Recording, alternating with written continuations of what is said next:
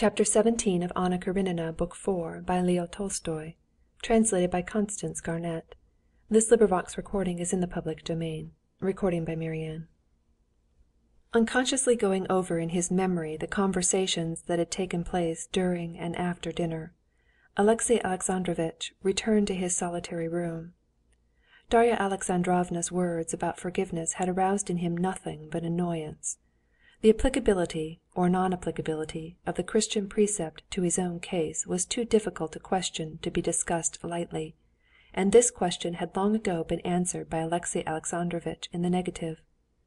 Of all that had been said, what stuck most in his memory was the phrase of a stupid, good-natured Turovtsin. Acted like a man he did, called him out and shot him. Everyone had apparently shared this feeling, though from politeness they had not expressed it. "But the matter is settled, it's useless thinking about it," Alexey Alexandrovitch told himself, and thinking of nothing but the journey before him and the revision work he had to do, he went into his room and asked the porter who escorted him where his man was. The porter said that the man had only just gone out. Alexey Alexandrovitch ordered tea to be sent him, sat down to the table, and taking the guide-book, began considering the route of his journey. "Two telegrams," said his manservant, coming into the room. "I beg your pardon, your Excellency, I'd only just that minute gone out." Alexey Alexandrovitch took the telegrams and opened them. The first telegram was the announcement of Stremov's appointment to the very post Karenin had coveted. Alexey Alexandrovitch flung the telegram down, and flushing a little, got up and began to pace up and down the room. "Quos vult pedere dementat," he said, meaning by the quos the persons responsible for this appointment. He was not so much annoyed that he had not received the post, that he had been conspicuously passed over, but it was incomprehensible, amazing to him that they did not see the wordy phrase-manager Stremov as the last man fit for it. How could they fail to see how they were ruining themselves, lowering their prestige by this appointment? "Something else in the same line," he said to himself bitterly, opening the second telegram. The telegram was from his wife. Her name, written in blue pencil, Anna, was the first thing that caught his eye. "I am dying. I beg, I implore you to come. I shall die easier with your forgiveness," he read. He smiled contemptuously and flung down the telegram. That this was a trick and a fraud, of that, he thought for the first minute, there could be no doubt. There is no deceit she would stick at. She was near her confinement. Perhaps it is the confinement. But what can be their aim? To legitimize the child, to compromise me, and prevent a divorce, he thought. But something was said in it. "I am dying." He read the telegram again, and suddenly the plain meaning of what was said in it struck him. "And if it is true," he said to himself, "if it is true that in the moment of agony and nearness to death she is genuinely penitent, and I, taking it for a trick, refuse to go, that would not only be cruel, and everyone would blame me, but it would be stupid on my part. Porter, call a coach. I'm going to Petersburg," he said to his servant. Alexey Alexandrovitch decided that he would go to Petersburg and see his wife. If her illness was a trick, he would say nothing and go away again. If she really was in danger and wished to see him before her death, he would forgive her if he found her alive, and pay her the last duties if he came too late. All the way he thought no more of what he ought to do. With a sense of weariness and uncleanness from the night spent in the train, in the early fog of Petersburg, Alexey Alexandrovitch drove through the deserted Nevsky and stared straight before him, not thinking of what was awaiting him. He could not think about it, because in picturing what would happen, he could not drive away the reflection that her death would at once remove all the difficulty of his position. Bakers, closed shops, night cabmen, porters sweeping the pavements flashed past his eyes, and he watched it all, trying to smother the thought of what was awaiting him, and what he dared not hope for, and yet was hoping for. He drove up to the steps. A sledge and a carriage with the coachman asleep stood at the entrance. As he went into the entry, Alexey Alexandrovitch, as it were, got out his resolution from the remotest corner of his brain, and mastered it thoroughly.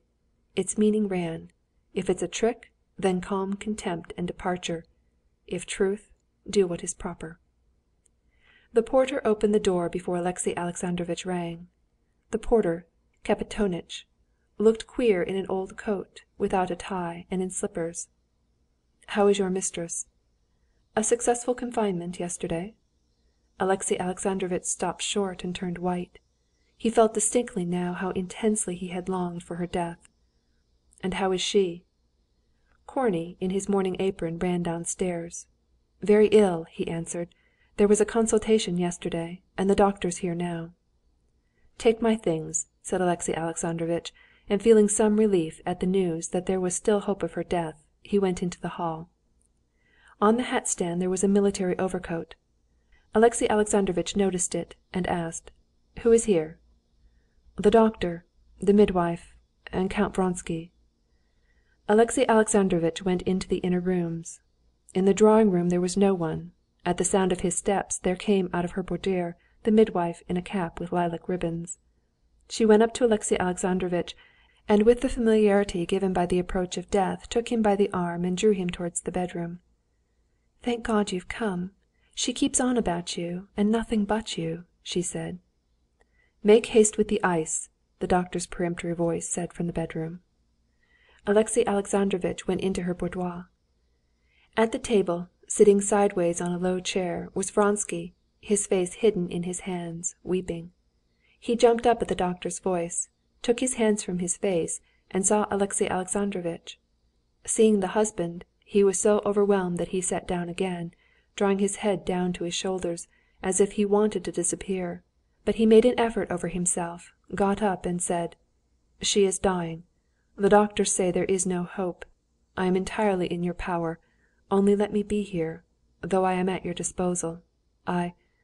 Alexey Alexandrovitch, seeing Vronsky's tears, felt a rush of nervous emotion always produced in him by the sight of other people's suffering. He turned away his face and moved hurriedly to the door, without hearing the rest of his words.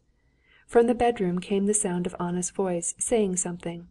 Her voice was lively, eager, with exceedingly distinct intonations. Alexey Alexandrovitch went into the bedroom and went up to the bed. She was lying turned with her face towards him. Her cheeks were flushed crimson, her eyes glittered. Her little white hands thrust out from the sleeves of her dressing-gown were playing with the quilt, twisting it about.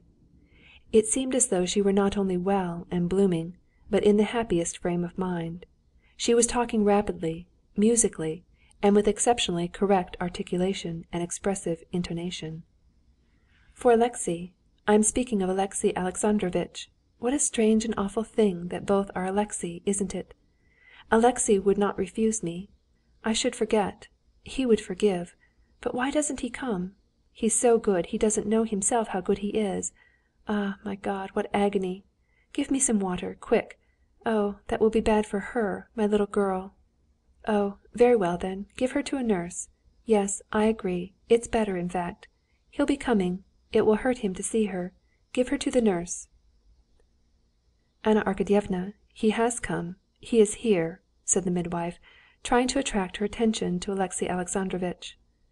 "Oh, what nonsense!" Anna went on, not seeing her husband. "No, give her to me. Give me my little one. He has not come yet. You say he won't forgive me, because you don't know him. No one knows him. I'm the only one. And it was hard for me even. His eyes I ought to know. Seryozha has the same eyes, and I can't bear to see them because of it. Has Seryozha had his dinner? I know everyone will forget him. He would not forget. Seryozha must be moved into the corner room, and Mariette must be asked to sleep with him." All of a sudden she shrank back, was silent, and in terror, as though expecting a blow, as though to defend herself, she raised her hands to her face. She had seen her husband. "No, no!" she began. "I am not afraid of him. I am afraid of death. Alexey, come here. I am in a hurry, because I've no time. I've not long left to live. The fever will begin directly, and I shall understand nothing more. Now I understand. I understand it all. I see it all."